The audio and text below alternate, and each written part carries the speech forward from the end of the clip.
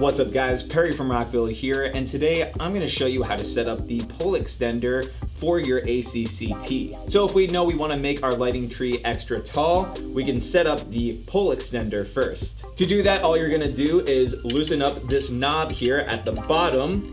Then once it's loose enough, we're going to line up the hole on the bottom of the extender to the top of our speaker stand, just like this. And then we can tighten it up to lock it in place.